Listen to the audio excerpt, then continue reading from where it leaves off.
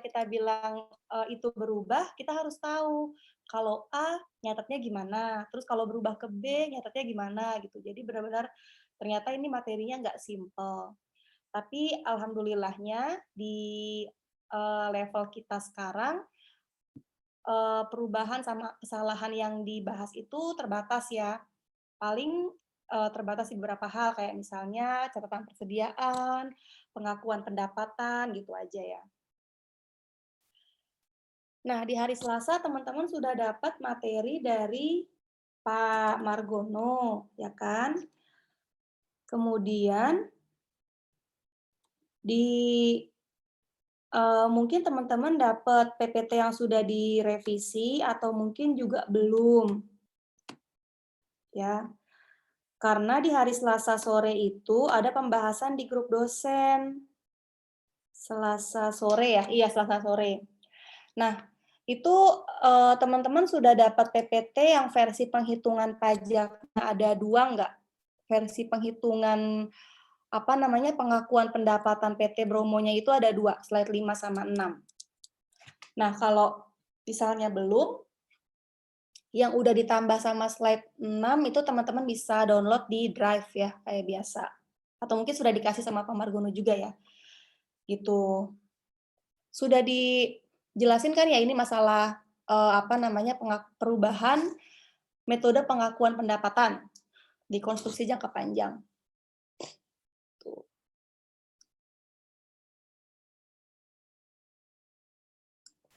Nah, jadi outline kita teman-teman untuk bab ini adalah ini ya. Ini outline-nya. Simpel sih, kita paling kasusnya dihadapkan sama kasus yang seperti ini. Yang pertama tentang perubahan, perubahannya ada 2, bisa perubahan estimasi, bisa perubahan prinsip. Yang kedua tentang kesalahan, gitu. Jadi ada 3 ya, ada 3. Perubahan estimasi, perubahan prinsip, sama kesalahan. Gitu ya. Ada 2 sih, ada 2, perubahan sama kesalahan gitu. Ntar bingung lagi. Nah, teman-teman harus ingat aja kalau misalnya perubahannya perubahan estimasi, itu tidak mengakibatkan adanya perubahan pencatatan atas transaksi yang telah lalu, gitu ya. Jadi, karena estimasi itu sifatnya ke depan, jadi kita progresif aja, kita ngelihatnya ke depan. Yang sudah dicatat kemarin-kemarin itu tidak perlu kita ubah, itu kalau perubahan estimasi. Karena estimasi itu ngomongin apa yang terjadi di depan kan, estimasi kita mengenai apa yang terjadi di depan, nggak perlu ada perubahan yang lalu. Tapi kalau perubahannya perubahan prinsip atau kebijakan, itu baru retrospektif. Kita menggunakan akun return earning untuk mengkoreksi, perubahan tersebut di masa lalu, gitu ya. Jadi itu, yang harus diingat sih itu aja sih. Kalau estimasi nggak ngubah yang kemarin, kalau yang kebijakan ngubah yang kemarin, gitu. Terus yang agak ribet juga nih untuk kesalahan. Kesalahan itu mungkin teman-teman awalnya ribet kan ini bacanya kan. Kalau sudah tutup buku, kalau belum tutup buku, kalau tercounterbalance, kalau belum tercounterbalance gitu kan. Ini juga pasti sudah dijelaskan sama Pak Margono ya. Jadi biasanya sih di kasus-kasus kita itu nanti kita cuma diminta membedakan aja tuh teman-teman. Bagaimana kalau pencatatannya sudah tutup buku, bagaimana kalau pencatatannya belum tutup buku, gitu. Nah, sudah atau belumnya tuh gimana sih? Sudah atau belumnya tuh gini sih misalnya, kan teman-teman ada misalnya, kasus perusahaan itu melakukan melakukan kesalahan tuh beberapa tahun ya, beberapa tahunnya itu di 2017, di 2018, 2019, 2020 misalnya gitu ya. Nah, selama 4 tahun ini dia melakukan kesalahan, gitu. Nah, ketahuannya di mana? Ketahuannya di mana? Ketahuannya di sini, misalnya ya, di 2020 misalnya. Ketahuannya di 2020. Nah, berarti untuk 2017, 18, 19 itu dianggap pencatatan, koreksi kesalahan yang sudah tutup buku, gitu. Sementara yang 2020-nya ini belum tutup buku. Gitu aja sih maksudnya. Terus yang counterbalance sama yang uncounterbalance tuh gimana? Kalau yang counterbalance itu gampangnya itu sudah 2 periode akuntansi, teman-teman. Jadi yang 2018 sama 2017 nih, ini hitungannya dia sudah melewati 2 periode akuntansi ke 2020 ya. 2 periode atau lebih. 2019 ke 2020 baru lewat 1 periode. 2018 ke 2020 sudah 2 periode. 17 ke 20 3 periode. Jadi 2017 sama 2018 ini dia dianggap sudah tercounterbalance. Tercounterbalance itu apa? Dianggap sudah terkoreksi di 2 periode akuntansi setelah ini gitu. Jadi 2 tahun ke belakang dari saat kita mengetahui atau menyadari kesalahannya itu biasanya itu tidak di jurnal lagi. Ya, kita taunya di sini. Nah, 2 tahun atau lebih ke belakang itu nggak di jurnal lagi. Jadi yang kita jurnal yang 2019, yang 2020 gitu. Itu maksudnya tercounterbalance. Itu ya, nanti contoh soalnya akan kita lihat ya. Nah, kalau perubahan estimasi kayak gini nih, teman-teman. Estimasi itu terkait sama yang mau terjadi di masa depan kan, gitu. Nah, depresiasi ini termasuk estimasi gitu ya. Jadi kalau misalnya ada perubahan estimasi dari estimasi berapa tahun menjadi depresiasi ini bukan depresiasinya ya yang jadi estimasi, tapi usia ekonomisnya ya. Usia ekonomisnya estimasinya dari 15 ke 25 gitu. Ini tidak menyebabkan pencatatan di belakang, tapi hanya yang di tahun berjalan aja dan ke depannya gitu ya. Ini contohnya yang estimasi. Teman-teman bisa lihat sendiri di Excel-nya ya. Gitu. Nah, terus kalau perubahan prinsip itu harus mencatat ke belakang, mencatat yang sudah mengkoreksi pencatatan di belakang, ya. Kalau di sini yang kita dapat sih kasusnya paling perubahan prinsip untuk pengakuan pendapatan, ya, sama perubahan prinsip untuk pencatatan persediaan, gitu. Jadi kalau pengakuan pendapatan itu gampang sih, kita tinggal cari aja selisihnya antara pengakuan pendapatan dengan metode lama dengan metode baru gitu kan. Ya, terus cari perbedaan pajaknya berapa gitu ya. Nah, terus nyatatnya di akun ini. CIP pada deferred tax liability dan return earning. Gitu. Nah, cuma kemarin ada pertanyaan di grup dosen di Selasa sore itu kan, Pak siapa ya? Pak Reza kayaknya. Pak Reza nanya, kok ini ada deferred tax liabilities gitu. Ini kalau udah dijelasin sama Pak Margono, aku ngulang aja dikit nggak apa-apa ya. Ada deferred tax liabilities gitu. Kenapa? Kan di Indonesia itu kan kalau apa namanya pendapatan dari konstruksi jangka panjang itu kan kena pajak final kan. Jadi harusnya nggak mempengaruhi nggak mempengaruhi liabilitas pajak perusahaan. Karena pajaknya itu final, tidak termasuk pajak 25%, nggak masuk ke PPh badan, gitu. Jadi harusnya nggak ada akun deferred tax liabilities, gitu. Nah, kemudian karena kita pakai standar internasional, ya akhirnya dibikin 2 asumsi tuh, teman-teman. Contoh yang kemarin sudah disampaikan Pak Margono itu adalah asumsi kasus dengan peraturan pajak US gitu, yang pajak konstruksinya tidak final. Gitu. Jadi kita ngebandingin pendapatan dengan metode lama dan metode baru, metode lamanya yang cost ya. Pendapatan metode cost dengan metode percentage of completion biasanya lebih gede ya. Metode percentage of completion lebih gede. Nah, selisih pendapatan yang lebih besar itu dipajakin kan. Berapa pajaknya gitu, berapa selisih pajaknya. Nah, itu kemudian diakui pajak yang sudah lalu diakui sebagai deferred tax liabilities. Gitu ya. Ini teman-teman sudah dapat kemarin gitu. Jadi perbedaan di tahun 2018-nya yang sudah lalu ya, ini jurnalnya atas apa yang terjadi yang sudah lalu di 2018. CIP-nya jadi nambah 170.000 gitu ya dari perbedaannya. Terus ada deferred tax liabilities, tax-nya yang harusnya sudah dibayar tapi ternyata belum dibayar kan, karena baru ketahuan nih ada pajak sekian, karena pendapatannya nambah 170.000, jadi deferred gitu. Terus sama return earning-nya nambah ya. Income net after tax-nya nambah 127.500, jadi return earning-nya nambah 127.500 gitu ya. Terus income statement-nya seperti ini gitu.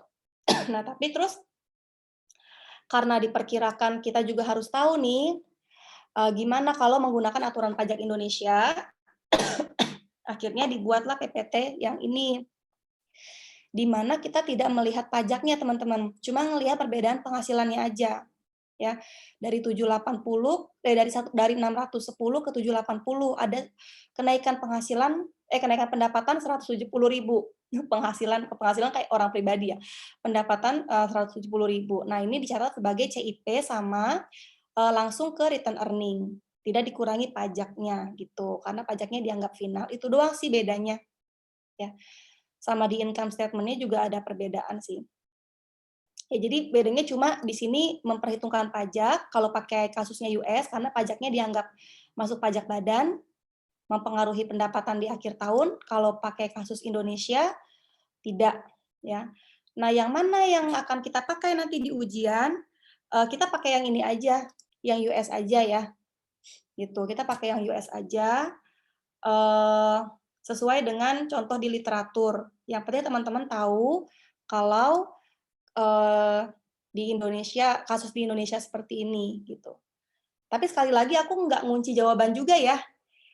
Kalau misalnya nanti teman-teman mau jawab pakai aturan pajak Indonesia boleh, boleh aja tapi ditulis di situ.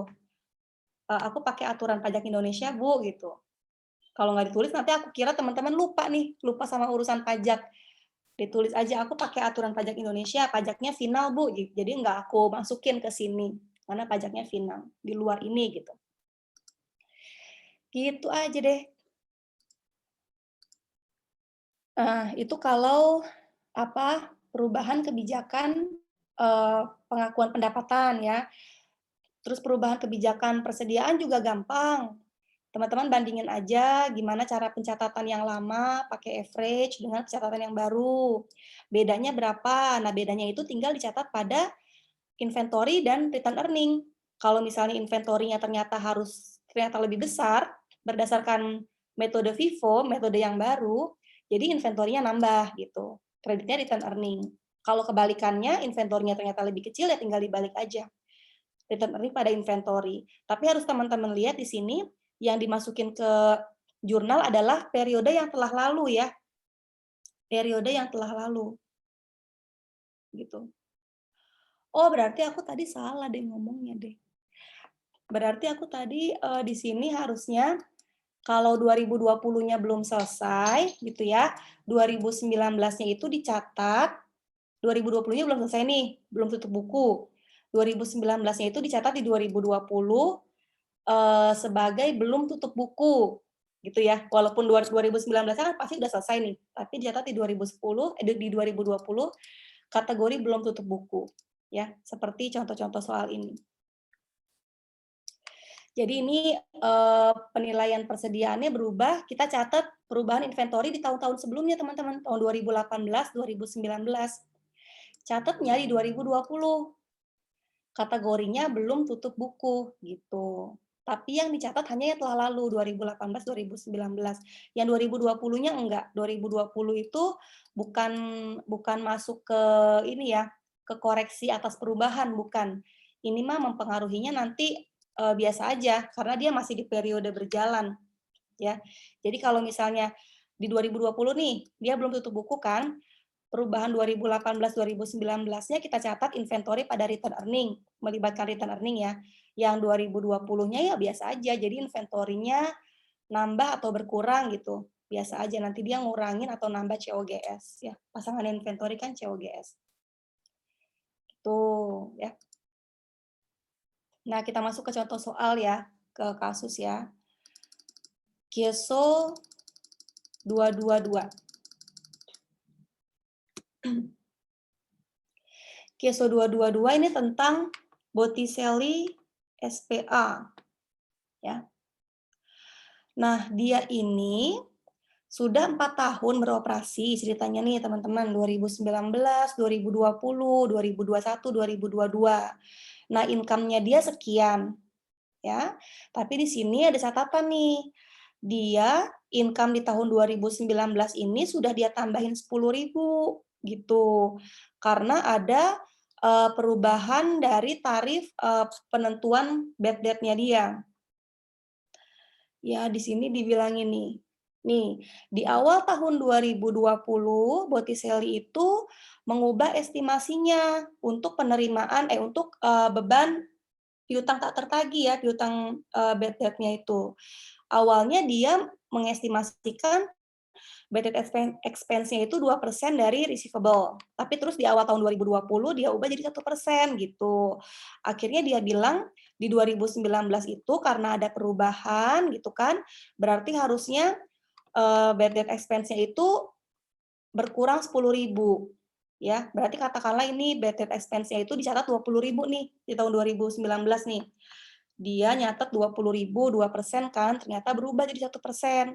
Maka dia kurangin dong bad debt expense-nya di tahun 2019 dikurangi 10.000, karena expense-nya berkurang 10.000, maka income-nya dia tambahin nih 10.000 di sini.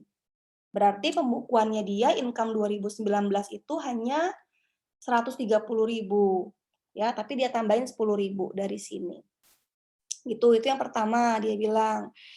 Terus yang kedua, di 2022 dia mengubah pencatatan persediaan ya. Ini seperti contoh yang kemarin sudah disampaikan Pak Margono nih. Dari average ke FIFO gitu kan. Nah, karena ada perubahan persediaan, biasanya teman-teman dihadapkan pada angka net income nih, angka net income di sini. Ya. Kenapa sih yang berubah persediaan tapi yang terpengaruh itu net income-nya gitu?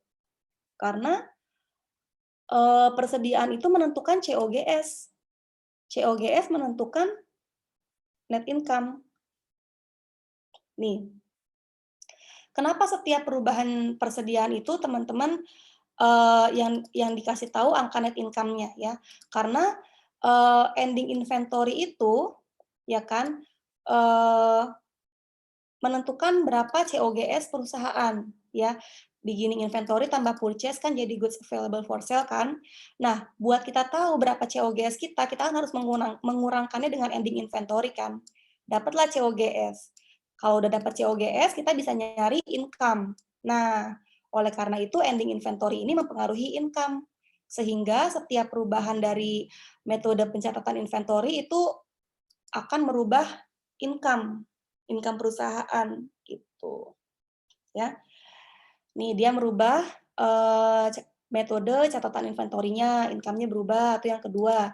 Terus yang ketiga, dia tahu juga kalau ending inventory di akhir tahun 2021 itu overstated. Overstated 14.000 ya. Di luar ini nih, perubahan income ini terjadi karena perubahan metode pencatatan persediaan ya. Beda sama ini. Selain perubahan metode pencatatan persediaan, ternyata dia ngitung ending inventory 2021 juga salah nih, overstated 14.000. Gitu ya. Terus ada juga dispute nih. Dispute dengan DJP nih ceritanya ya. Dispute dengan otoritas pajak gitu. Terkait pengurangan beban entertainment ya. Di tahun 2019 dia nyatet dia tidak mengurangkan beban entertainment dari penghasilan kena pajaknya tahun 2019. Ternyata di tahun 2022 dikurangin penghasilan kena pajak itu bisa dikurangi dengan beban entertainment. Oleh karena itu beban pajak di 2022 dia kurangi dengan 60.000 gitu katanya dia. Ya. Nah, terus kita suruh ngebaca nih dari tiap kejadian itu apa yang terjadi. Ya, kita harus gimana gitu. Terus nyatetnya gimana gitu. Ya. Terus kita diminta untuk membuat komparatif net income-nya. Ya. Nah, yang pertama Yang pertama, ini teman-teman, menurut teman-teman ini seharusnya, pasti udah baca ini juga sih, masing-masing ya kunci jawabannya ya. Harusnya penghasilan di 2019 ini ditambah nggak? Income-nya harusnya ditambah nggak? Harusnya expense untuk bad debt-nya ini berkurang nggak di 2019 menurut teman-teman? Ada yang punya pendapat?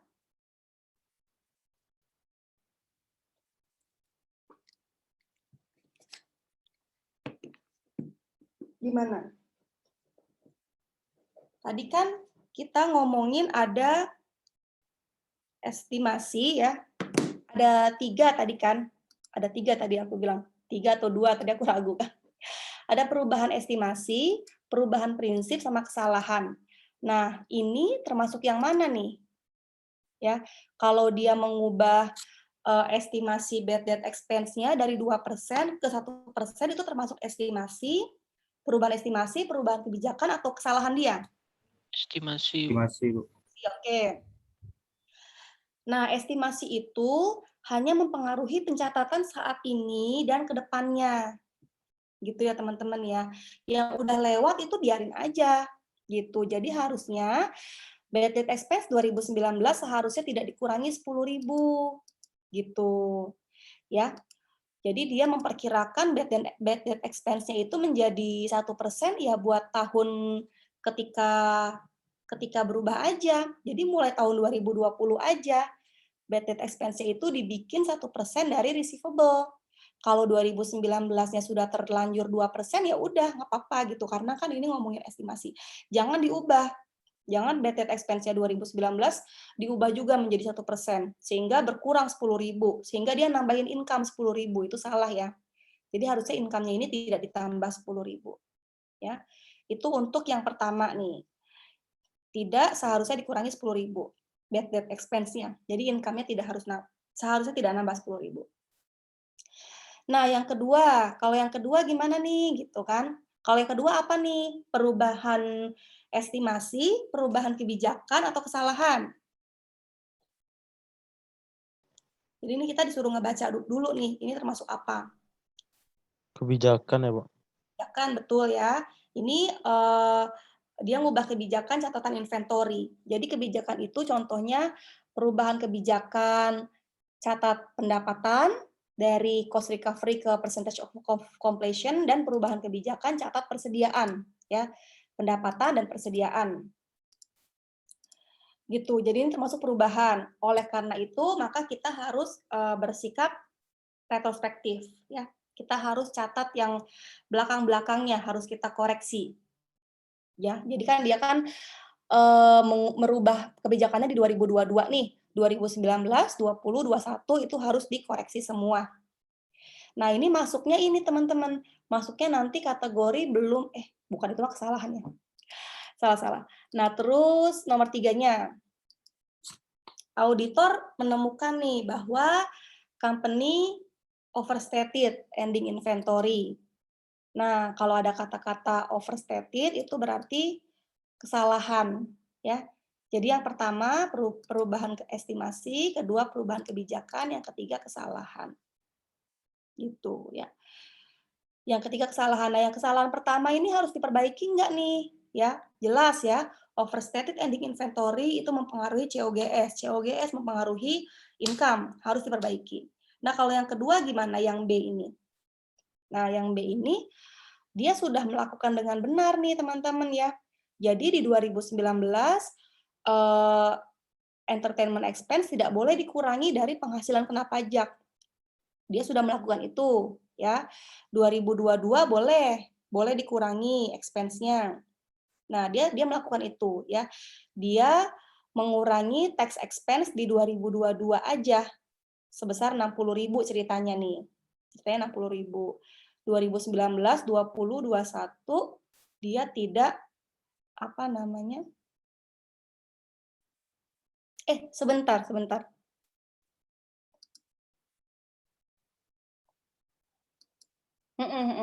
Dia mengurainya di tahun 2022. Jadi ini sudah benar gitu ya. Yang B ini sudah benar, tidak perlu ada koreksi dari kita gitu. Nggak perlu kita salahkan nih, apa yang sudah dilakukan oleh si Botticelli. Nah, sekarang kita bikin pencatatan income-nya dari hal-hal yang masih salah, ya. Yang pertama tadi nomor 1. Nomor 1 harusnya dia tidak menambah income-nya. Expense-nya harusnya nggak dikurangi, ya. Sehingga net income-nya yang awalnya dia sudah catat 140.000, itu terpaksa kita kurangi lagi 10.000 net income-nya, ya. Gitu. Nah, terus apalagi di tahun 2019 ini? Inventory-nya tadi yang nomor 2, ya. Inventory di nomor 2 dia kan net income-nya harusnya nambah ya, dari yang awalnya dia mengakui net income 140 harusnya 155. Jadi net income-nya nambah 15.000. Nah, ini kita tambahkan ke sini. Nambah net income-nya. Terus yang nomor 3, ada nggak overstate inventory di 2019? Tidak ada ya, adanya 2021. Jadi net income-nya yang kita adjust itu cuma ini aja, 140 dikurangi 10.000 ditambah sama 15.000. Ini seharusnya net income-nya dia yang sudah adjusted gitu ya. Terus yang tahun 2020 gimana? 2020 dari net income awal ya, terus cuma disesuaikan dengan perubahan pencatatan persediaan yang menyebabkan inventorinya nambah 5.000 gitu ya. Tuh, ditambah 5.000. Jadi ininya net income-nya jadi 165.000 ya. Kayaknya rapat aku dimajuin. Oke. Terus net income 2021 gimana? Awalnya 205.000 kan? Terus perubahan estimasi nggak ada, perubahan kebijakan ada, nambah 10.000 ya. Sama ini kesalahan. Kesalahan dia inventory-nya itu overstated 14.000. Inventory overstated berarti COGS-nya itu understated kan? Ya kan? Nih. Inventory-nya dia, ending inventory-nya overstated, berarti COGS-nya itu understated. Ya kan? Kalau understated itu terlalu rendah ya berarti COGS-nya ya. Berarti income-nya dia overstated kan? Ya kan? Ya. Berarti income-nya dia terlalu tinggi. Gitu. Sehingga income-nya dikurangi 14.000. Gitu ya. Jadi kalau ini kita kan ngomongin income nih. Ini kan angka-angka income nih. Ini bukan angka-angka inventory ya. Ini angka-angka income. Gitu. Nah, pengaruh overstated-nya income ke pengaruh overstated-nya inventory ke income gimana gitu ya. Nah, kalau ending-nya overstated, COGS-nya understated, income-nya overstated. Jadi kita kurangi income-nya 14.000. Gitu. Terus tahun 2022 gimana? Perubahan estimasi nggak ngefek, perubahan kebijakan ngefek, ngurangin income-nya 16.000 ya. Kita taruh pengurangan 16.000. Terus overstated di 2021 gimana? Ternyata ngefek teman-teman. Kalau ending inventory di 2021 itu overstated, berarti kan beginning inventory 2022 kan overstated juga ya. Kalau beginning inventory 2022 overstated, dengan ininya sama, berarti COGS-nya bakalan overstated. Kalau COGS-nya overstated, income-nya understated. Income-nya terlalu rendah. Sehingga net income-nya harus ditambah. Jadi di sini kita tambah 14.000. Gitu ya. Agak ribet sih mikirnya, nggak langsung ya. Jadi ini bukan angka inventory ya, ini angka income. Kenapa dia bisa ditambah? Karena ini. Karena di tahun 2021 ending inventory-nya terlalu tinggi, sehingga beginning inventory 2022 pun sama kan, terlalu tinggi kan, dia kan sama nih. Beginning inventory-nya terlalu tinggi, maka COGS-nya terlalu tinggi, karena kita asumsinya ini sama. Nggak ada kesalahan di sini. COGS terlalu tinggi, income terlalu rendah, sehingga net income-nya harus dikoreksi, ditambah 14.000. Gitu teman-teman jadinya. Angka net income yang seharusnya dari Botticelli. Gitu ya. Oke. Ini apa namanya? Keso 222. Ada pertanyaan nggak? Ini kalau di jurnal berarti kita jurnalnya yang pertama yang tadi laporan keuangannya yang mempengaruhi tahun-tahunnya.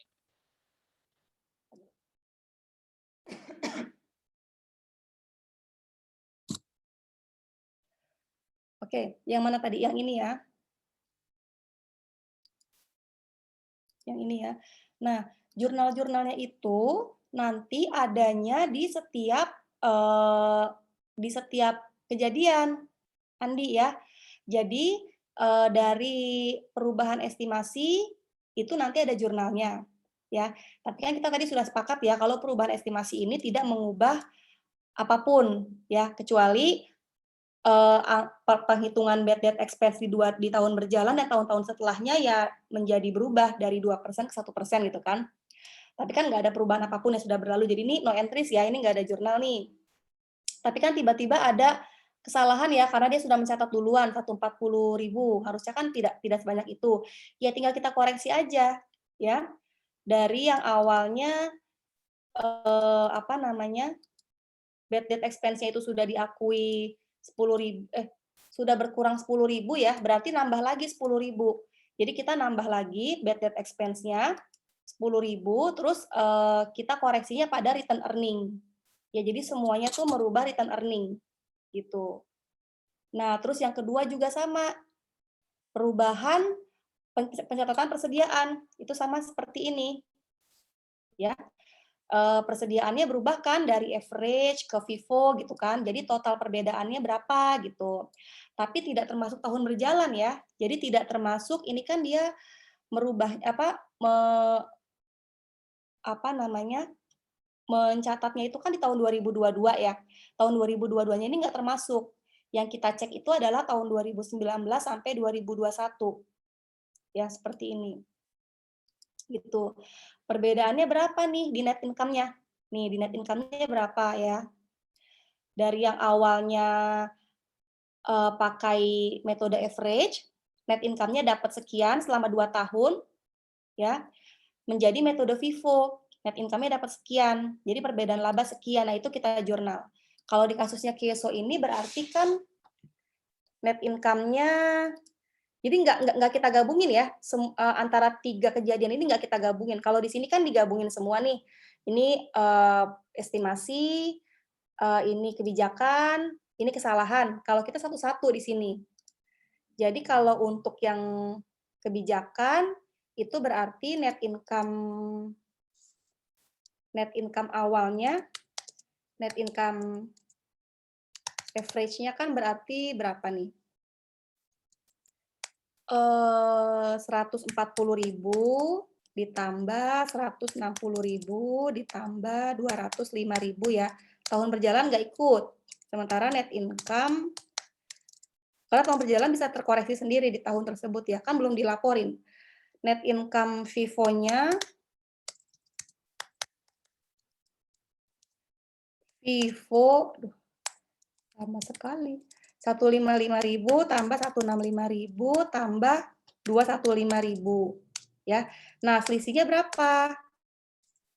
Selisihnya adalah 30.000 ya. Nah, ini bisa teman-teman dapatkan juga dari sini. 15.000 tambah 5.000 tambah 10.000, 30.000. Nah, kemudian teman-teman bikin jurnal deh.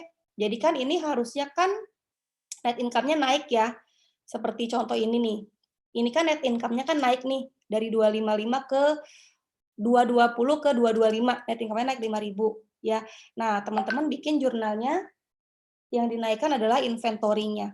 Karena ini dari perubahan pencatatan inventory gitu ya. Sehingga jurnalnya inventory ya. Sebesar ini. Kreditnya apa? Kreditnya kita pakai return earning. Ya, gitu. Itu yang kedua tuh. perubahan kebijakan. Terus yang ketiga, overstated. Overstated itu pakai jurnal kesalahan gitu ya. Karena dia salah mencatat inventory 14.000, itu sama seperti ini. Ya. Inventorinya berkurang, kemudian yang dijadiin lawannya adalah return earning. Gitu ya, teman-teman ya. Jadi ini semuanya itu merubah return earning untuk kasus KESO 22 ini. Gitu. Jadi jurnalnya bukannya ini di jurnal gitu ya, Andi ya. Bukannya net income-nya di jurnal. Gitu. Tapi kita jurnalnya satu-satu dari setiap kejadian. Gitu ya. Baik, Bu. Berarti setiap kejadian ini kita jurnal tersendiri, terus untuk perubahan net income-nya itu tiap awal tahun berikutnya ya, Bu, kita jurnalnya tadi yang diperbandingkan. Di awal tahun berikutnya. Maksudnya gimana? Jurnalnya itu adalah di tahun 2022 yang lagi berjalan. Ini kan ceritanya kan kita lagi ngebuka tahun 2022 nih. Tahun 2022 masih terbuka nih bukunya. Masih belum tutup buku. Jadi jurnalnya itu dibuatnya di tahun 2022 gitu. Atas setiap tahun. Tapi setiap tahunnya nggak dibikin per tahun. Tahun 2019 kayak gini, 2020 kayak gini, 2021 kayak gini, enggak. Langsung aja dijadiin satu. Gitu ya. Kalau kebetulan di perubahan di kesalahan estimasi ini kan kita kan salahnya di tahun 2019 doang nih, ya kan? 2019 doang salahnya. Karena kita ngerubah bad debt expense-nya jadi 10.000, harusnya enggak, tetap 20.000 kan. Akhirnya kita akui lagi bad debt expense lawannya return earning gitu. Itu dari kesalahan atas tahun 2019. Yang kita lakukan di tahun 2020 ya. Ini salahnya di 2020 dia nih. Gitu. Jadi bukan di setiap tahun, bukan. Ya, yang ini juga perubahan kebijakan, ini 3 tahun kita jumlah jadi satu jurnal dibuat di tahun 2022 gitu. Ini juga nih yang overstated-nya. Ya, kita akui lagi inventorinya kita kurangi, lawannya return earning itu dibikinnya sekali aja di tahun 2022 gitu atas overstated inventory di tahun 2021 gitu. Jadi sekali aja bikinnya dan tidak untuk tiap tahun, bukan, tapi untuk tiap perubahan, tiap estimasi atau tiap kesalahan gitu. Dapat dipahami, Bu, karena perubahannya di tahun tersebut, maka di jurnalnya sekali pada tahun yang terjadi perubahan itu ya, Bu. Iya, betul. Ceritanya kan dia kan mau mau ngajuin pinjaman bank kan ceritanya kan di tahun 2022 nih. Karena dia mau ngajuin pinjaman bank, jadi laporan keuangannya dia tuh harus diaudit gitu. Oleh karena itu semua ini tuh diketahui di tahun 2022 nih, semua kesalahan gitu-gitu diketahui tahun 2022 saat dia lagi ngaudit laporan keuangannya. Oleh karena itu semua jurnalnya dibuat di tahun 2022. Gitu ya.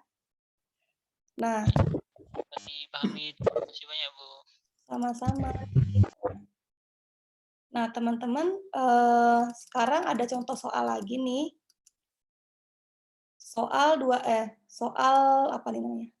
UAS ya. Ini fotonya aku kasih aja ke teman-teman lewat apa ya? Lewat chat aja ya. Coba dilihat-lihat dulu sebentar. Sebentar aja, aku cuma mau bales ini, bosku. Dia udah ngajakin rapat dong. Jadi nggak konsen. Nah ini gimana? Paste-nya nggak bisa. Ini teman-teman punya nggak ya ininya? Oh, langsung aja deh lihat di sini aja deh ya. Coba dilihat-lihat dulu soalnya seperti ini ya. Terus kira-kira jawabnya gimana gitu kira-kira ya. Ini aku buat di sampingnya nih.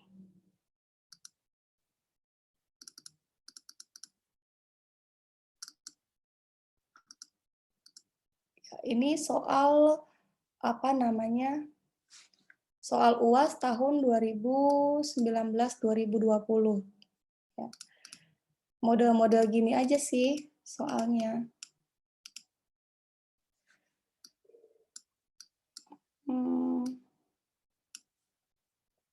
Oh, di sini.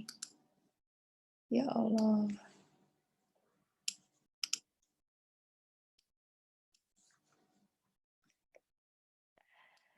Nah ya, ini soalnya ya. Jadi satu soal itu ada empat informasi yang saling terpisah nih. 4 informasi, 4 PT nih. Ya. Coba dilihat-lihat dulu kira-kira penyelesaiannya gimana ya. Aku balas WhatsApp dulu. Oke.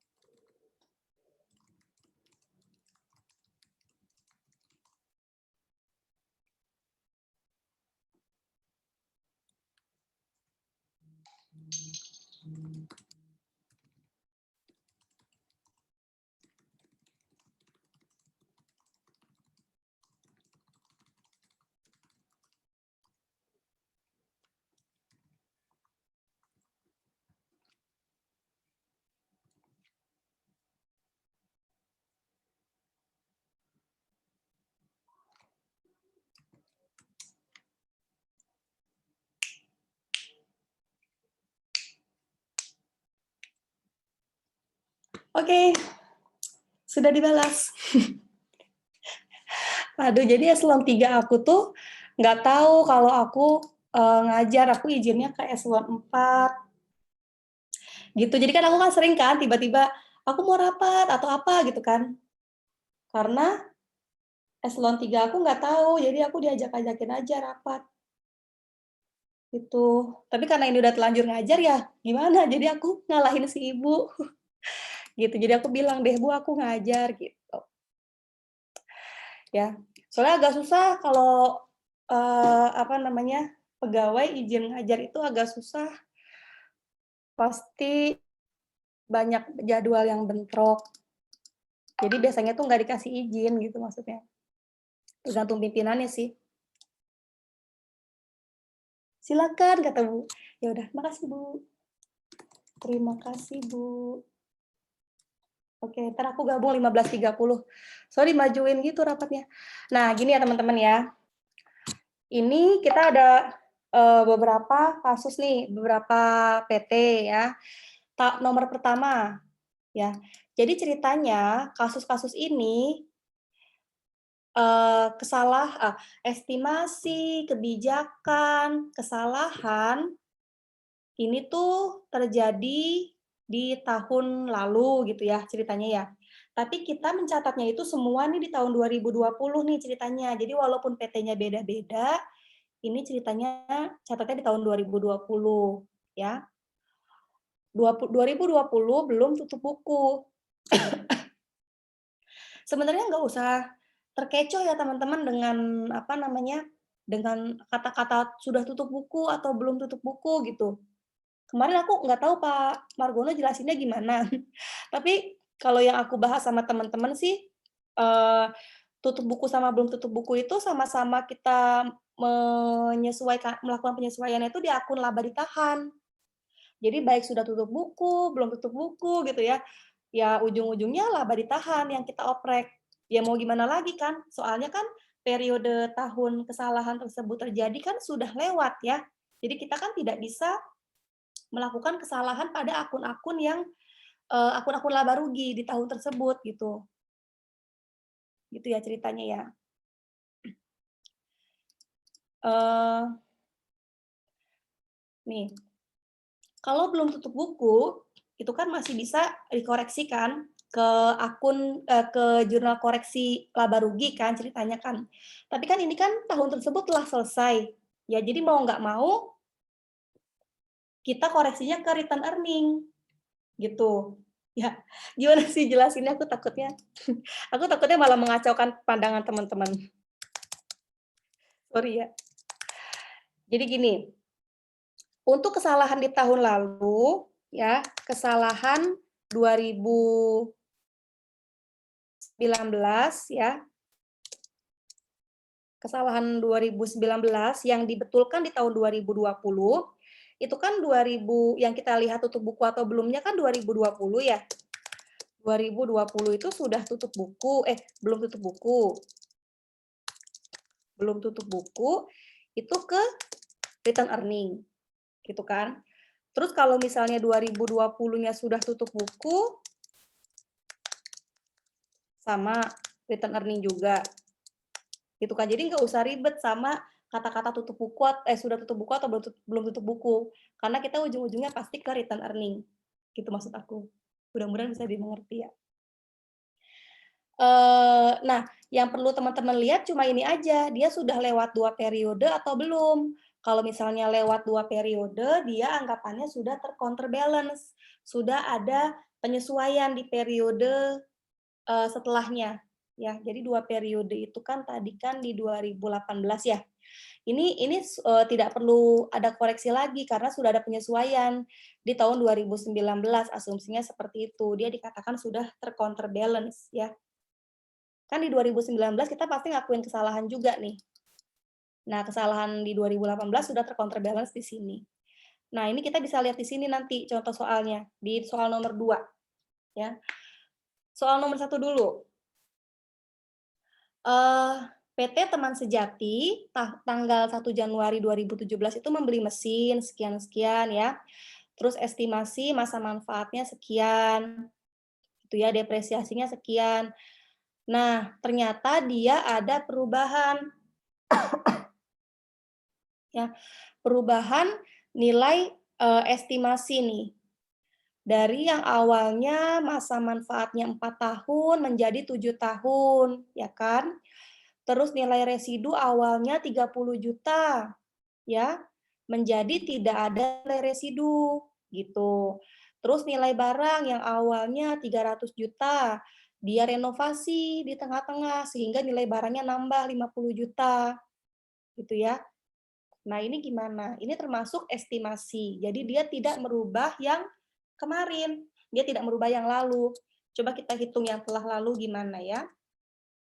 Kos mesin kan, teman-teman kalau dapat kasus kayak gini, jangan lupa harga perolehan mesin itu adalah semua biaya yang dikeluarkan untuk memperoleh mesin tersebut ya. Harga belinya, termasuk biaya angkutnya itu dimasukkan ke dalam harga perolehan, ke dalam kos ya. Sehingga kos mesinnya itu bukan 300 tapi 305. Tuh. Nah, ini kos mesinnya 305. Terus kalau untuk ngitung penyusutan kita kan harus tahu nilai sisanya kan kalau pakai garis lurus nih. Ini kan dia pakai garis lurus ya. Nilai residunya 30 juta. 30 juta sehingga nilai yang disusutkan adalah 275 aja ya dikurangi nilai residunya. Dia bilang masa manfaatnya awalnya 4 tahun. Jadi penyusutan per tahunnya adalah 68.750. Ya, nilai yang disusutkan dibagi 4 tahun. Metode garis lurus. Ya. Nah, sekianlah 68 juta lah depresiasinya. Sudah jalan berapa tahun nih sebelum dia renovasi? Renovasi awal 2020 ya. Jadi sudah jalan 2017, 18, 19. Sudah jalan 3 tahun depresiasinya. Sudah 206 juta. Sehingga nilai bukunya di awal Januari 2020 tinggal 98. Ya, kos mesin dikurangi sama depresiasi selama 3 tahun. Nah, 98 itu kemudian ditambah nilainya dari nilai renovasi. 50 juta, sehingga nilai bukunya sekarang naik menjadi 148.750. Nah, kemudian angka segini disusutkan lagi deh pakai metode yang baru. Metode yang baru apa nih? Double declining ya, double declining, tidak ada nilai residu dengan masa manfaat 7 tahun. Tapi 7 tahun itu dihitung dari awal ya. 7 tahun itu dari 1 Januari 2017. Nah, sekarang 1 Januari 2020. Jadi 7 tahun dikurangi 3 ya. 17, 18, 19. Tinggal 4 tahun berarti masa manfaatnya. Awalnya kan harusnya udah tinggal setahun nih, jadi tinggal 4 tahun. Nah, depresiasi 2020-nya kita sudah pakai metode double declining ya. Double declining itu kan berarti harusnya dia kalau dia dibagi 4 tahun kan berarti harusnya kan setiap tahunnya segini ya kalau garis lurus nih. Salah deh. Dia sisa manfaatnya 4 tahun ya. Sisa manfaatnya 4 tahun ya. Berarti kan per tahunnya kan 25% ya ininya penyusutannya. Nah, karena ini double declining, jadi penyusutannya tidak 25% menjadi 50% gitu ya dari jumlah ini.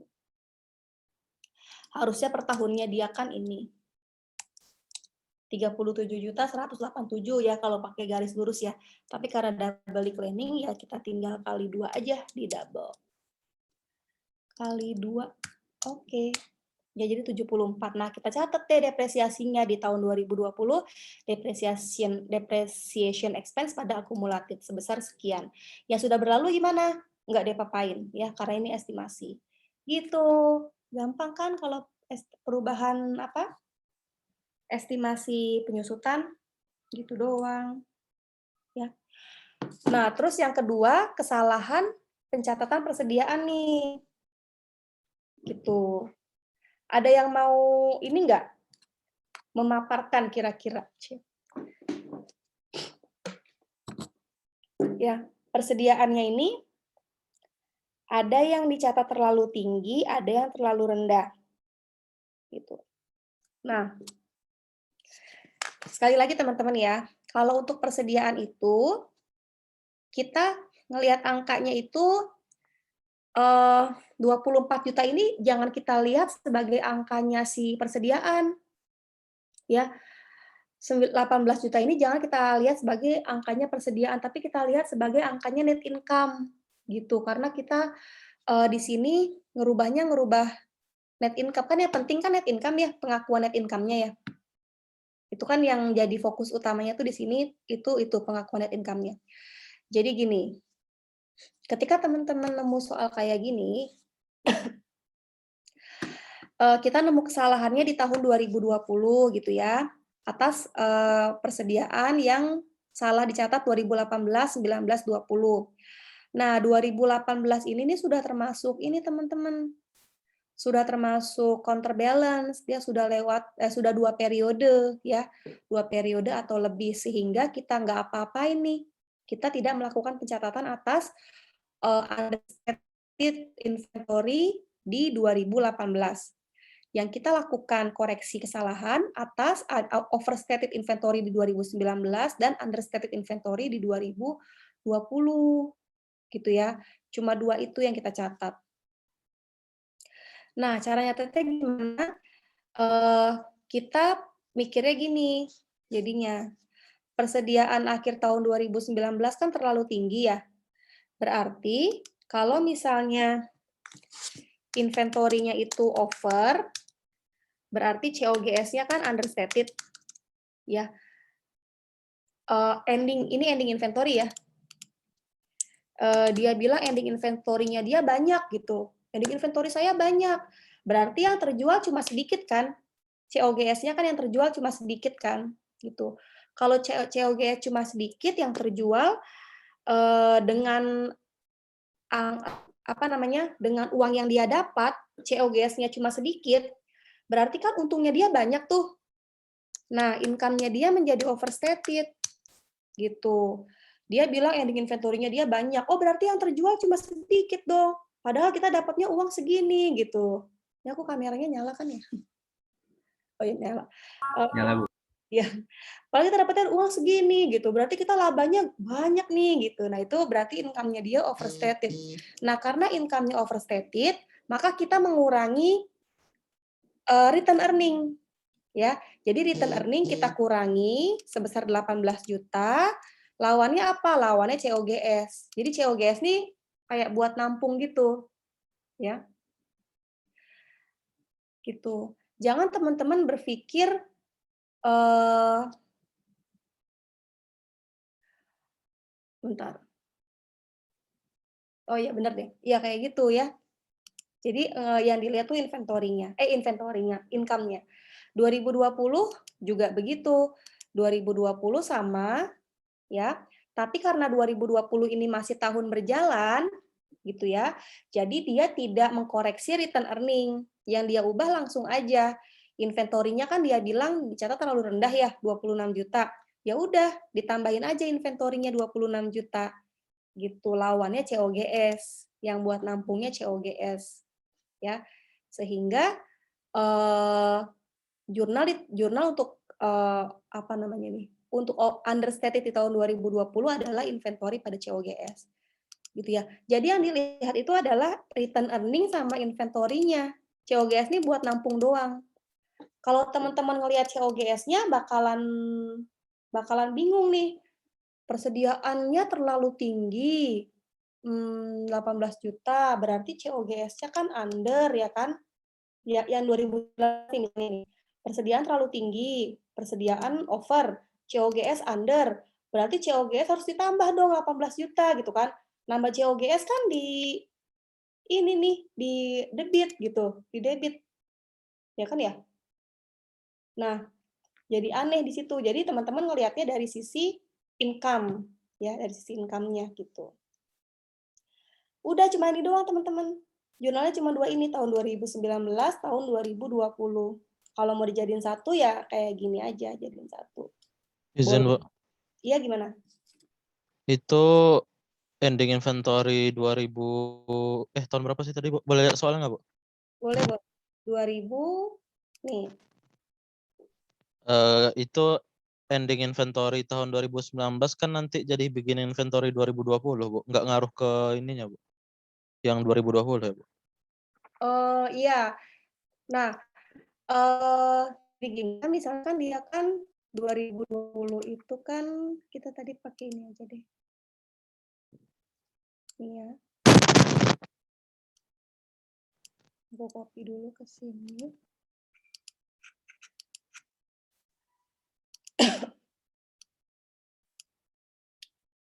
Ini diabaikan saja.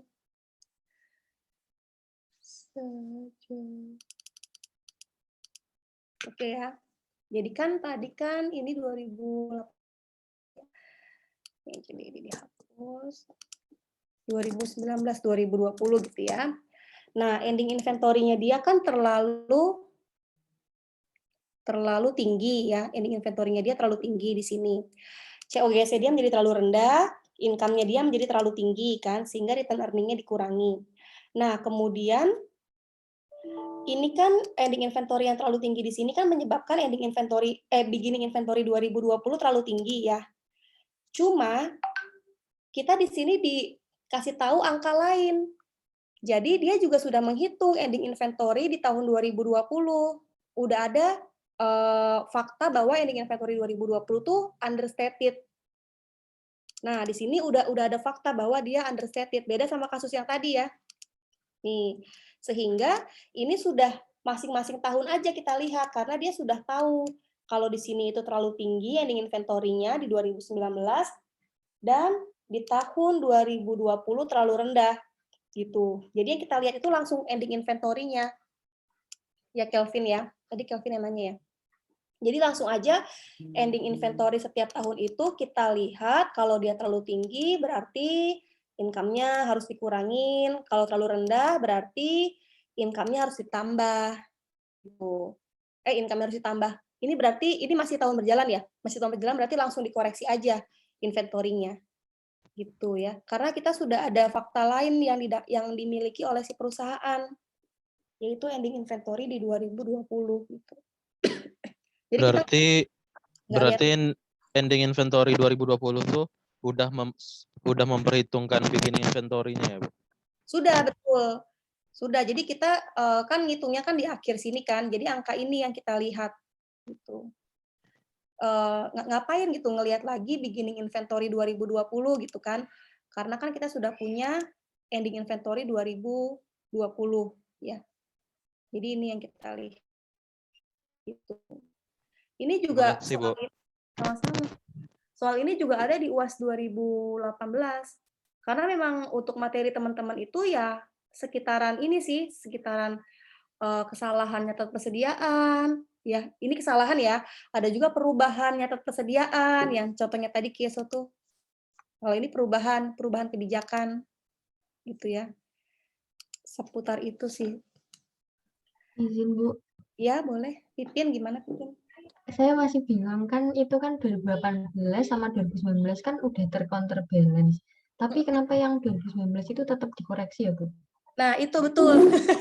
Tadi juga aku sebelum ngajar bingung sama hal itu juga kan. Jadi harusnya kan yang 2000 kalau misalnya kita sudah ngomong tercounterbalance ya. Kalau kita bilang 2018 ini sudah tercounterbalance gitu kan, 2019 juga dong, ya kan? Karena kan udah ada nih ending inventory di 2020 kan, gitu. Jadi harusnya yang angka yang paling benar tuh yang ini gitu. Nah, cuma kesimpulan yang tadi kita dapat nih adalah sebenarnya koreksi kesalahan itu seperti misalnya overstated atau understated inventory ini itu harus dicatat tetap di tiap tahun, ya, tetap di tiap tahun. Tapi kalau misalnya kita mau catat sampai ke belakang terus, kita harus netapin batasnya. Batasnya semana kita harus mencatat dia gitu kan. Nah, akhirnya yang dijadikan batas itu adalah 2 tahun, 2 periode untuk kategori counterbalance gitu. Jadi 2 tahun ke belakang itu masuk kategorinya counterbalance. Ya, tapi kalau di tahun 1 periode di belakang itu masih belum masuk tercounterbalance. Jadi dia masih harus ada catatan atas koreksi kesalahan tersebut gitu. Jadi memang diputuskannya itu 2 periode untuk kategori counterbalance sehingga kita bisa tidak mencatatnya lagi gitu dengan asumsi dia sudah diperbaiki di tahun kemarin di periode sebelumnya gitu. Ya, harusnya sih penjelasan itu tuh di buku Kieso ada. Cuma aku dari tadi baca-baca tuh nggak nemu kenapa bisa 2 periode gitu. Aku nggak nemu itu. Mau nanya ke dosen senior sih Pak Bagas, cuma belum dijawab nih karena tadi kan dadak banget sih aku nanyanya, belum dijawab. Jadi baru nanya ke dosen-dosen lain. Tadi sih kita ngambil kesimpulannya kayak gitu. Nah, nanti kalau teman-teman baca buku Kieso, terus menemukan penjelasan lebih lanjut tentang counterbalance, bisa nih nanti ya disampaikan ke teman-temannya, disampaikan ke grup nanti, biar aku lihat juga adanya di halaman berapa, gitu ya. Harusnya sih ada tuh penjelasan lebih lanjut di buku Kieso. Kalau di bukunya Pak Lutfi kan cuma sedikit ya penjelasannya ya. Harusnya lebih lengkapnya di buku Kieso. Atau di jurnal-jurnal orang, aku juga tadi sudah nyari tuh tentang counterbalance di jurnal-jurnal orang. Tapi jurnal-jurnal yang aku dapat masih belum ada jurnal luar negeri tadi. Tadi aku dapatnya jurnal-jurnal Unpar, jurnal apa lagi tadi aku dapat ya? Univ-univ swasta gitu. Dan ngebahas counterbalance-nya itu aneh-aneh. Ngebahasnya, jadi aku malah tambah bingung. Apa sih ini counterbalance? Di jurnalnya mereka kok aneh. Belum dapat jurnal luar negerinya gitu. Ya, jadi kesimpulan sementaranya tuh seperti itu ya. Dengan melihat contoh-contoh kasus yang ada di bukunya Keso, contoh kasus di bukunya Pak Lutfi, contoh-contoh pembahasan ujian tahun lalu. Jadi yang dimaksud dengan counterbalance itu adalah 2 periode ke belakang gitu. Walaupun memang ya 2019 ini harusnya sudah dikoreksi juga di 2020 kan. Gitu. Tapi kan kita nggak bisa juga tuh, cuma kayak mengabaikan kesalahan di periode lalu gitu. Jadi cuma tutup mata, benar-benar cuma ngelihat di 2020-nya aja gitu. Itu kan nggak juga ya, tetap harus tiap tahun kan dicatat kesalahannya kan. Tetap harus tiap tahun dicatat kesalahannya. Aku kalau ngomong kecepatan. Nah, cuma sampai sejauh mana kita harusnya ke belakang gitu. Nah, akhirnya adalah istilah si counterbalance itu, 2 periode belakang, tidak dibuat jurnalnya gitu ya. Nah, jadi kalau kenapa 2-nya gitu, itu nanti coba kalau teman-teman lihat di buku Kieso kasih tahu aku ya. Tadi sih aku masih belum dapat tuh. Gitu. Jadi kenapa 2 periode itu masih belum dapat. Makasih Bu. Berarti yang 2018 itu kayak dipasangkan sama yang sebelumnya gitu ya Bu? Sebelumnya, maksudnya sebelumnya itu apa? Kan kalau misal counterbalance kan 2018 sama 19 kan saling menutup. Nah ini kan yang 2018 enggak dikoreksi kan Bu? Betul. Langsung 2019 aja. Berarti yang dipasangkan tuh 19 sama 20 gitu ya Bu? Betul. Jadi yang kita koreksi itu 19 sama 20. Ya, karena 2 periode di belakang itu disebutnya sudah tercounterbalance oleh periode sebelumnya, oleh si 2019 ini. Gitu. Tapi 2019 tidak dibilang sudah tercounterbalance oleh 2020, enggak. Itu kan yang jadi pertanyaan kita kan. Kenapa yang dikatakan counterbalance itu 2 periode ke belakang? Tuh. Makasih Bu. Sama-sama. Mungkin nanti Pipin bisa tulis di itu ya, tolong tulis di Q&A ya. Iya Kenapa Bu. itu, biar aku nggak lupa. Nanti sambil nunggu jawabannya Pak Bagas, siapa tahu Pak Bagas punya alasan yang lebih komprehensif ya. Itu ya untuk kesalahan overstated dan understated persediaan. Jadi yang kita lihat pengaruhnya dia ke net income. Oleh karena itu kita mendebet return earning dan mendebet inventory. Ya, COGS ini jadi akun tampungan. Kalau aku sih nyebutnya gitu ya, COGS jadi akun tampungan. Nah, soal ketiga ini perubahan kebijakan juga nih. Ya, perubahan kebijakan dari pendapatan. Nah, ini nih yang aku bilang tadi nih. Ini kita asumsinya pakai pajaknya US aja ya, jadi ada pajaknya gitu. Tapi kalau teman-teman mau pakai pajaknya Indonesia, asumsinya tarif pajak 40% ini tidak mempengaruhi pendapatan dari jasa konstruksi, ya nggak apa-apa sih. Jadi tetap pakai tarif pajak final untuk pendapatan jasa konstruksi. Nggak pakai tarif pajak, ini kan ceritanya tarif pajak badan ya, ceritanya nih 40% nih asumsinya. Ceritanya nggak pakai itu gitu, ya nggak apa-apa. Tapi harusnya kalau misalnya soalnya ada kata-kata kayak gini ya, ini kan soal buatan Indonesia nih, soal buatan DOSCO nih. Kalau ada kata-kata asumsi tarif pajak 40% ya berarti asumsinya kita pakai pajak badan 40%. Tuh. Ya. Nah, ini selisih pendapatan dari jasa konstruksinya ya, 2018, 19, 20, kalau pakai metode cost kayak gini, percentage kayak gini, selisihnya jadi sekian gitu kan. Nah, terus kita lihat tambahan pendapatannya di tahun yang sudah lalu aja ya. Jadi gitu teman-teman ya, untuk perubahan prinsip pendapatan dan perubahan prinsip persediaan itu kita hanya menjurnal perubahannya di periode yang telah lalu. Kalau sekarang 2020 berarti hanya kita lihat yang 2018-19. Ya. Ini juga tadi persediaan juga begitu ya. Sekarang 2020 yang kita lihat yang income 2018-19 gitu ya. Itu perubahan kebijakan ya. Tapi kalau kesalahan enggak. Kesalahan nih overstated understated itu tahun berjalan masuk ya, langsung kita koreksi gitu. Ya. Kenapa begitu?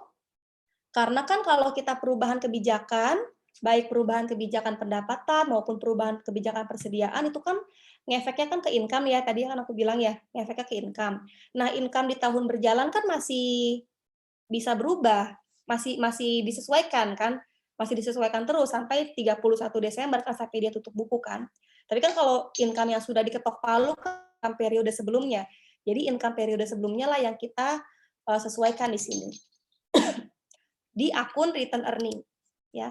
Jadi selisihnya itu di 2 tahun terakhir di 2 tahun sebelumnya ya 18 19 kan 650 juta ya. Nah, tinggal di jurnalnya selalu seperti ini sih. Kalau konstruksi jangka panjang ya, konstruksi jangka panjang debitnya CIP ya nambah 650. Return earning-nya nambah tapi nggak nambah sebanyak ini. Nambahnya cuma 390 karena apa? Karena 260-nya pajak ya. 40% kali CIP-nya itu pajak. Pajak yang kita sadari, wah ternyata kita punya kewajiban pajak nih, tapi belum dibayar nih gitu. Jadi dicatat sebagai deferred tax liability. Gitu ya. Ini aja sih akunnya, jurnalnya. Ya. Itu yang nomor 3. Jadi soalnya panjang-panjang, tapi sebenarnya gampang-gampang nih. Cuma nggak segampang itu juga, kita harus tahu hitohnya kan, cek hitoh.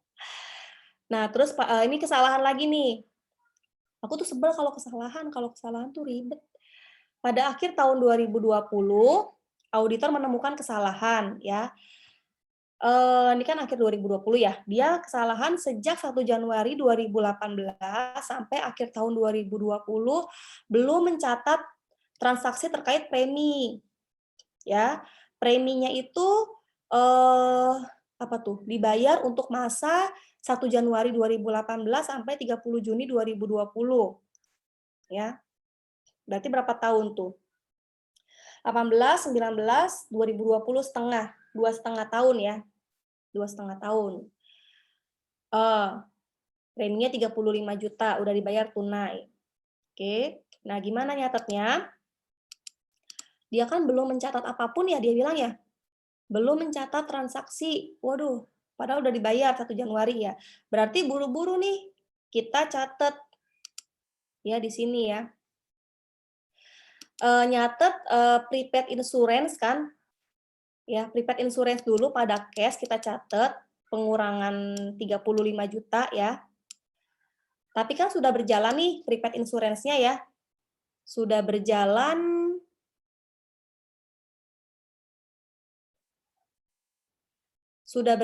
berapa tahun nih? Sudah berjalan 2,5 tahun. Kok ini begini ya jawabannya ya? Oh, gitu. Nah, oh ya benar. Nah, untuk 2 tahun yang sudah lalu, untuk 2 tahun yang sudah nggak berjalan sekarang, apa sih? Nah, itu kita catat sebagai ngoreksi return earning. Ya, jadi prepaid insurance-nya berkurang, ya kan udah nggak prepaid lagi dong, sudah lewat kan, prepaid-nya berkurang, tapi dikoreksinya dengan return earning. Ya, 28 juta, 2 tahun tuh. Nah, setengah tahunnya itu kan untuk beban insurance di 2020 ya, dari 1 Januari 2020 sampai 30 Juni 2020 ya. Jadi setengah tahunnya itu kita catat sebagai beban di tahun berjalan. Dicatat sebagai insurance expense. Ya, karena apa? Karena dia beban tahun ini gitu. Jadi prepaid insurance-nya 35 juta berkurang nih. 28 dan 7. Tapi yang 7 ini jadi expense tahun berjalan, yang 28 ngoreksi return earning, ya. Itu deh ini kalau mau digabung. Ya. Terus yang B, kesalahan lagi. Depresiasi peralatan 15 juta belum dicatat, tapi ini tahun 2020 ya, berarti ya tinggal nyatet aja. Depreciation expense pada accumulated depreciation. Kan? Terus saldo piutangnya 57 juta, sementara saldo piutang Desember akhir 19 57, saldo piutang akhir 2020 ada 44. Berarti kan selama tahun 2020 tuh ada pembayaran 13 juta tuh. Pembayaran 13 jutanya belum dicatat. Ya tinggal dicatat aja cash pada pengurangan piutang 13 juta. Gitu ya. Kan di tahun berjalan semua nih. Udah deh, begitu. Ini kayak gampang tapi kayak tricky gitu ya. Maksudnya kita harus teliti nih tahunnya tahun berapa, masuk ke tahun ini enggak, tahun lalu enggak. Kalau tahun lalu berarti yang dikoreksi return earning. Kalau masih tahun berjalan berarti ya kayak gini tadi, langsung nyatat aja kayak biasa. Catat sebagai expense, catat expense gitu kan, kalau tahunnya masih berjalan. Kalau sudah lewat pada return earning gitu. Gitu sih kayak gampang tapi susah. Kayak susah tapi gampang. Tuh, harus teliti. Gimana? Sampai sini ada yang mau ditanyakan nggak?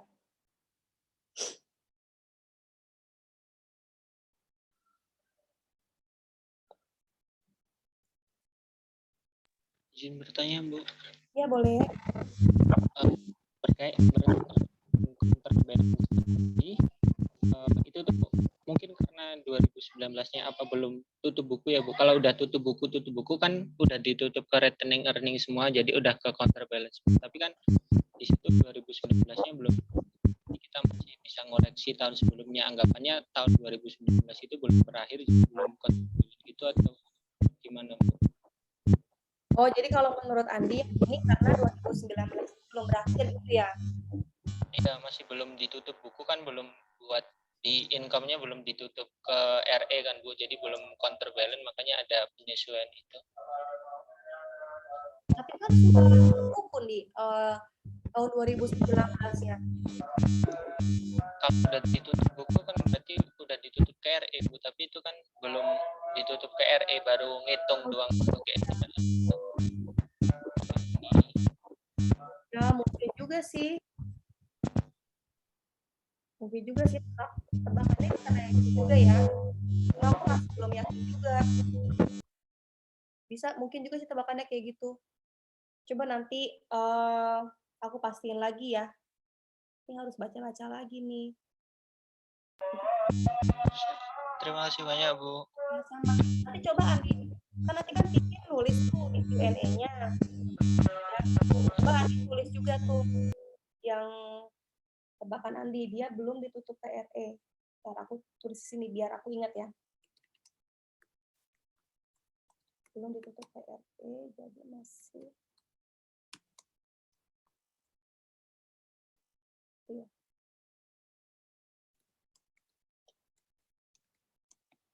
Soalnya kalau belum tutup buku berarti dia belum nyusun income statement kan, Bu?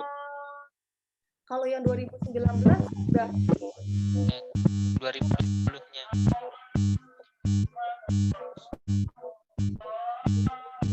2020-nya yang belum. Gitu. Gitu ya. Oke, nanti aku pastiin lagi. Tadi tuh berapa jam ya aku tadi baca-baca jurnal. Jadi kemana-mana bacanya gara-gara nyari ini nih. Counterbalance itu apa gitu. Kenapa 2 tahun itu? Aku lupa, materi kuliah dulu tuh lupa. Counterbalance 2 tahun itu apa gitu. Cari-cari. Terus nanya Dita juga nggak ngerti. Nanya Mas Yudi nggak ngerti juga. Udah nanti tunggu jawaban Pak Bagas. Suhu. Kalau nggak Pak Bagas, Pak Resi. Aku kalau ke Pak Margono agak sungkan gitu mau WhatsApp Pak Margono. Kayak sungkan, takut ganggu kalau ke Pak Margono. Jadi aku jarang nanya-nanya Pak Margono. Padahal mah baik sih. Iya gimana, Pipin? Kalau seingat saya tuh kan dulu di AKM 1 tuh pernah dijelasin tentang counterbalance itu kan, Bu. Jadi kalau semisal dia itu di tahun 2018 itu understated 10, nah itu nanti kan beginning-nya jadi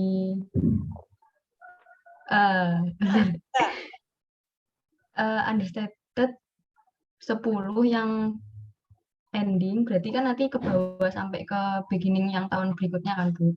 Itu berarti tahun berikutnya itu over beginning inventory-nya. Bukannya under juga, kalau ending inventory 2018 under gitu kan, beginning inventory 2019 kan under juga. Saya lupa, Bu. Endingnya yang over. Hah? Endingnya yang over nanti. Ah iya, endingnya yang over, iya benar. Endingnya over, tapi beginningnya under juga. Oh, bentar, over.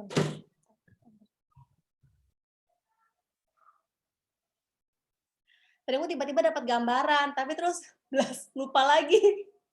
Hilang, ketiup angin. Tiba-tiba lupa lagi. Nanti ya sambil pikir-pikir deh. Ya, terima kasih. Ya, sama-sama. Kalau ada yang dapat ide, coba nanti ditulis di bawah pertanyaannya Pipin ya. Izin, Bu. Gimana, Farhan? Ya, yang tentang counterbalance. Mm-mm. Kalau nggak salah Pak Marbuana jelas sih, Bu, kemarin. Gimana? Itu intinya nanti apapun yang terjadi di misalkan beban gitu, awalnya rugi ya. Nanti di tahun kedua bakal ketutup dengan sendirinya karena yang awalnya under itu di tahun berikutnya itu akan menjadi over gitu. Jadi ya ujungnya nilainya juga akan menjadi netral lagi gitu lah intinya. Jadi setelah 2 tahun gitu. Di tahun pertama rugi, tahun kedua jadi kan ada keuntungan. kayak gitu kalau nggak salah Pak Margo menjelaskan. Gitu ya. Iya benar. Iya benar. Tadi kan jadinya kalau di sininya under, ya kan? Lagi azan nih. Ngomongnya pelan-pelan deh. Soalnya udah mau selesai juga nih, gimana dong? Kalau di sininya under, gitu, maksudnya Farhan kan gitu ya, misalnya di sininya over nih, endingnya over kan? Misalnya tadi 2018 ya, 2018 misalnya di sininya Endingnya itu over Bu, jadi cewek biasa kan under, itu kekurangan keuntungan jadi kan Bu. Kelebihan net income-nya lebih. ya Nah net nanti income kan lebih. nanti kan ke begin-nya itu yang tahun berikutnya itu apa tadi, under ya. Iya, berarti kan ininya menjadi under nih, jadi nantinya Nanti endingnya jadi over, nanti cewek biasa jadi under, jadi cewek biasa under, net income-nya bakal lebih, jadi kayak saling menutup gitu. Iya, benar. Nah itu dia kan nutup nih, ketutup di sini nih. Cuma tadi Pipin tanya, kenapa kita masih harus ngejurnal 2019? Kan 2019 itu juga sudah ketutup sama 2020 dong. Gitu kan berarti. Balik Bu, yang 2018 sama 2019 itu nggak saling menutup gitu. Jadi yang di jurnal nanti cuma 2020. Kan gini yuk. Kan ada 2018 tadi. Nah, itu kayak dipasangin sama 2019 gitu, Bu. Pasangin 2019, ya. Nah, kan berarti nggak perlu ada jurnal koreksi di tahun sebelumnya selain tahun 2020 itu sendiri yang terlalu tinggi itu tadi kan, Bu. Iya, iya karena angka 2020 ini pasti sudah mengandung dari sini dan dari sini gitu kan, maksudnya Pipin kan? Enggak ya? Jadi soalnya yang salah ya Bu. Saya bingung. Soalnya nggak salah, ini ada di 2 tahun berturut-turut nih soal ini. 2019 mungkin bukan terkait over undernya tahun-tahun lalunya, mungkin 2019 ini beda lagi over sama undernya, jadi kita Iya, harusnya Bu. Mungkin beda konsep lagi Bu. Beda cerita. Gimana 2019 tidak terkait sama over undernya tahun lalu, tidak terkait sama over undernya 2018 itu ceritanya nih. ya over under sama kan udah saling menutupkan Bu, tapi ternyata di 2019 mungkin salah nyatet lagi, makanya ada kesalahan baru kan, otomatis di 2020-nya kita tetap nyatet lagi. Nah berarti harusnya 2018 catat dong kayak gitu kan. Oh, paham Bu maksudnya Andi. Aku nggak paham. Gimana?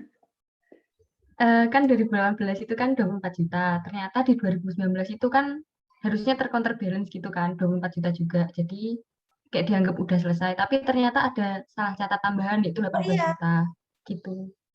Iya benar, iya benar-benar ada salah satu tambahan kan, sehingga sekarang menjadi overstated 18 juta gitu kan. Sehingga Oh, maksud soalnya itu gitu ya, Bu? enggak, ini aku ngelihat, aku maksud soalnya enggak, bukan. Gimana sih?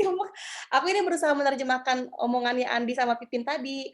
Berarti kan maksudnya kalian kan 2018 itu kan ada under 24 juta kan. Terus 2019-nya itu ada kesalahan lagi kan, over 18 kan. Nah, berarti kan harusnya kan under 24-nya ini tuh dikemanain gitu. Kalau over 18 juta ini kesalahan yang berbeda, under 24 juta masa didiemin aja sih yang di 2018-nya? Iya, itu asumsinya benar kan, udah ke counterbalance yang 2018, tapi Ya. udah counterbalance tapi pas ngitung salah lagi. Nah, itu kesalahan khusus terjadi di 2019, makanya nanti di 2020 dikoreksi lagi. Yang 2018 sudah balance benar, tapi ternyata pas ngitung mungkin ada miss, jadinya salah. Terus makanya 2020. Oke, berarti setelah mengcounterbalance overstated 24, ya kan? Setelah mengcounterbalance understated 24, di tahun 2019 ada kesalahan lagi, jadi overstated 18 tuh, 18 juta, ya kan? Itu jadi over 18 juta ini adalah counterbalance dari under 24 juta ditambah kesalahan lagi 2019. Jadi endingnya over 18 juta. Gitu kan maksud Andi ya? Jadi si ini under 24 juta ini disebutnya udah tercounterbalance gitu. Nah, berarti harusnya perlakuannya sama juga ke 2020 dong. Aku bingung. Ntar deh ya. Biar Iya, kita Bu. nggak ngawang-ngawang. Iya, Bu. Nggak ngawang-ngawang. Ya aku udah mau izin nih, udah janji gabung. Nah, ini aku kasih tambahan lagi UAS 18-19. Ini sih kayak tugas kalian ini nih kayaknya ya. Cuma nggak apa-apa buat ngasih gambaran lagi. Ini sama tipe soalnya seperti UAS 19-20 sama nih.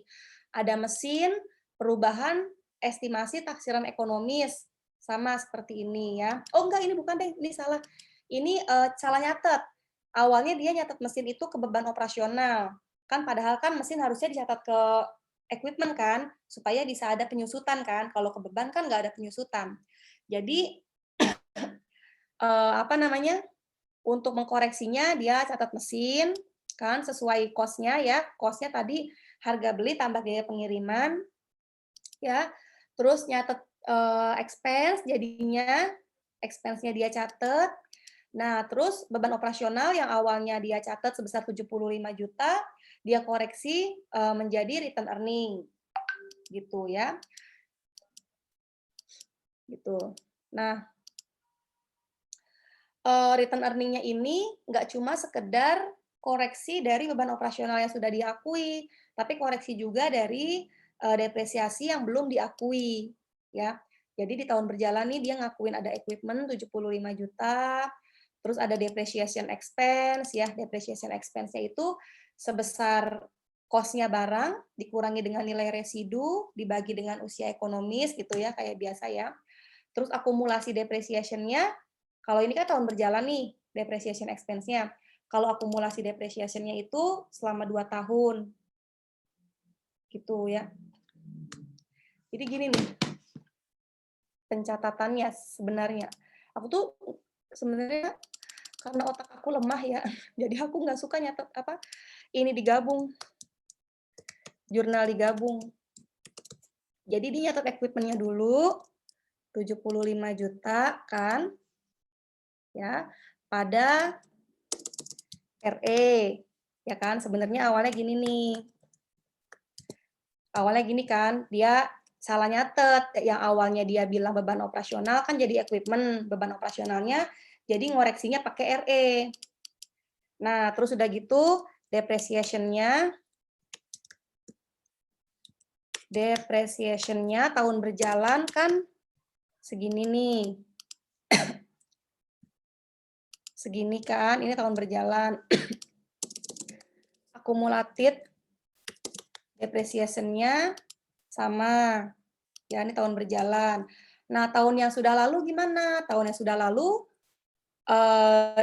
dia udah nggak bisa nyatet expense lagi, dia catat sebagai RE, pakai akun RE, ya. Jadi ngurangin RE sebesar jumlah depresiasi selama setahun di tahun yang sudah lalu pada accumulated depreciation, ya. Jadi gini harusnya jurnalnya. Jadi pertama dia ubah nyatetnya yang awalnya beban operasional jadi equipment, terus depresiasi tahun berjalan sama depresiasi tahun lalu. Tapi tahun lalu sudah lewat, jadi dia nggak bisa pakai expense lagi, dia pakai return earning, gitu ya. Cuman akumulasi depreciation tetap jalan. Jadi ini jurnalnya ada 3 sebenarnya. Terus ini juga sama nih tadi nih nyatet persediaan ya, understated, overstated, ini sama persis seperti soal UAS yang tadi. Dia catatnya sama tahun 2018-2019 yang dia koreksi ya. 2017-nya diasumsikan telah tercounterbalance. Counterbalance lagi nih. Ya. Ini sama nanti teman-teman bisa baca. Terus kalau ini perubahan metode, ini gampang banget ini. Tinggal dicatat aja ya. Berapa selisihnya net income. Ingat ya net income ya, bukan persediaan nih, kita ngomonginnya net income ceritanya. Ya. Tapi tahun-tahun yang sudah lewat aja 10.000, 5.000, 5.000. Ya. dicatat pada inventory. Dia nambah inventory nih. Akun kreditnya return earning karena tahunnya sudah berlalu. Gitu ya. Terus ini masalah perubahan pencatatan depresiasi. Dia nggak pakai nilai residu. Harusnya nilai residu kan 15 juta nih dari cost 150. Ya, tapi dia lupa memperhitungkan nilai residu, ya. Jadi kita tinggal bikin ininya aja, tinggal bikin depreciation expense pada accumulated depreciation. Kita bandingkan depresiasinya di tahun 2017 dan tahun 2018. Ya, 2017 dan 2018 yang terjadi gimana, ya. Terus ya seharusnya gimana. Yang terjadi itu langsung ya, cost-nya langsung dibagi dengan umur manfaat. Ini dibagi 2 karena dia beli barangnya di pertengahan tahun 2017 nih. Jadi cuma setengah tahun depresiasinya ya. Dibagi 2, terus 2018 full 1 tahun, sehingga sekian, 28 juta sekian si depresiasinya. Nah, seharusnya kan dikurangi dulu sama nilai residunya. Ya, 2018 juga harusnya dikurangi dulu sama nilai residunya. Sehingga harusnya sekian gitu. Nah, perbedaannya ini untuk 2 tahun yang telah lalu ya, setengah tahun 2017 dan 1 tahun full 2018, perbedaannya 2,8 kan. Ini dimasukin ke return earning ya. Return earning, bukan lagi expense tapi return earning. Gitu. Ini yang seharusnya kan lebih rendah nih daripada yang terjadi nih. Berarti dia mengkoreksi accumulated depreciation-nya, ngurangin ya. Jadi accumulated depreciation-nya di beban. Return earning-nya di beban, di debit. RE-nya di kredit. Dia ngurangin accumulated depreciation. Ya. Terus ini untuk mencatat depresiasi tahun berjalan, tahun 2019 ini. Ini 2019 ya. Ini 2019, tarik tambah deh. Ntar aku itu lagi Excel-nya. 2017-2018. Gitu ya. Karena ini 2019, jadi masih dicatat sebagai expense pada accumulated depreciation. Tuh. Nah, terus ini mengubah dari double declining menjadi straight line. Ini gampang sih. Ya. Awalnya cost-nya sekian. Selama 3 tahun pakai double declining.